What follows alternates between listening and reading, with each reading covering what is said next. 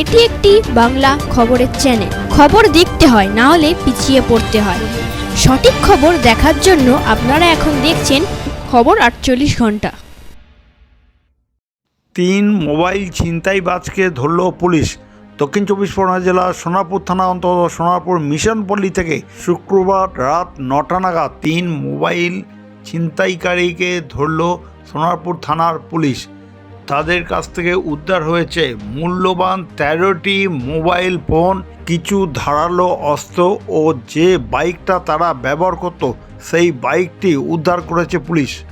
Police সূত্রে খবর, রাজপুর নিবাসী অমিত ছেত্রী 29শে জানুয়ারি তার মোবাইলটি ছিনতাই হয়ে যায়। সঙ্গে সঙ্গে সে সোনারপুর থানায় এসে একটা অভিযোগ দায়ের করে। আমার 29 তারিখ সোমবার আমি আমার বাড়ি থেকে বেরিয়ে রাস্তার দিকে হাঁটা শুরু করেছি। আমি ফোনে কথা বলতে বলতে যাচ্ছিলাম, আমার ডান হাতে ফোনটা ছিল। তো বলতে বলতে যখন যাচ্ছি, পেছন থেকে একটা কিছু আওয়াজ আসলো, কেউ যদি পাড়ার ছেলেরা কেউ ডাকে, এরকম হয় না, হই কী ব্যাপার, এরকম করতে গিয়ে আমি যখন দেখি পেছনে, তখন আমার হাত থেকে ফোনটা টেনে বেরিয়ে যায়। বাইকে করে দুজন ছিল, তারা নিয়ে বেরিয়ে যায়। তো তারপরে আমি থানায় এসে কমপ্লেন করি। তারপরে আজকে শুনছি যে মোবাইলটা পাওয়া গেছে। আমার নাম অমিত ছেত্রী, আমি রাজপুরের বাড়ি করেছি, ওখানে থাকি, রাজপুর রথতলার ওখানে বাড়ি করেছি, ওখানে এখন থাকি। কালী প্রতিকৃত পরিচালনায় বারুইপুর কল্যাণপুর অঞ্চলের মলয়চন্ডীপুর গ্রামে দিশা প্রতিবন্ধী স্কুলে সরকার অনুমোদিত CWSN বিশেষ চাহিদা সম্পন্ন বালকদের ভর্তি করার ব্যবস্থা করা হয়েছে। এখানে 50টি বেডের অনুমোদন করা হয়েছে। স্পেশাল শিক্ষক শিক্ষিকা দ্বারা speech therapy, music therapy, physiotherapy, play therapy, vocational ট্রেনিংয়ের ব্যবস্থা করা হয়েছে। এছাড়া থাকছে সুষম খাদ্য ও নিয়মিত চিকিৎসা ব্যবস্থা। আর দেরি কেন, বিশেষ চাহিদা সম্পন্ন বালকদের এই স্কুলে ভর্তি করার আহ্বান করা হচ্ছে। স্কুলের কর্তৃপক্ষ আপনার বাচ্চাকে সমাজে মূল স্রোতে ফিরিয়ে আনার অঙ্গীকার করছে। আমাদের ফোন নম্বর স্ক্রিনে দেওয়া আছে।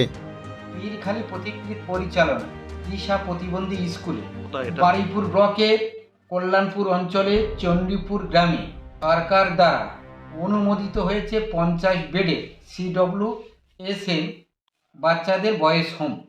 এখানে বাচ্চাদের যেমন নিয়মিত থাকার ব্যবস্থা থাকছে, speech therapy, occupation therapy, play therapy, vocational therapy, গান, নাচ, কোনো বিশেষ শিক্ষক শিক্ষিকা দ্বারা এগুলো করানো হবে। অন্যদিকে থাকছে তাদের সুচিকিৎসা ব্যবস্থা, সুষম খাদ্যের ব্যবস্থা। এখানে ভর্তি হতে গেলে কত টাকা লাগে? স্বল্প মূল্যে। তো মাসিক মাইনে মাসিক মাইনা এখানে থাকবে। আপনার নাম? আমার নাম মধুসূদন মণ্ডল, আমি এই সংস্থার সম্পাদক, নাম দিশা প্রতিবন্ধী স্কুলের প্রিন্সিপাল।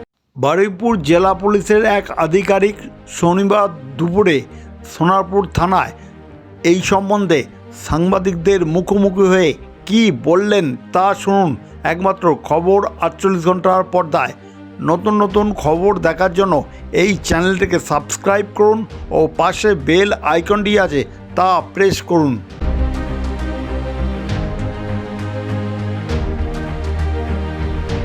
বেশ 5-6 দিনে আমরা সোনারপুর থানায় কয়েকটা কমপ্লেন পাই যে পথ চলতি মানুষের মোবাইল বাইক দল এসে চম্পট দিয়ে পালাচ্ছে মোবাইল।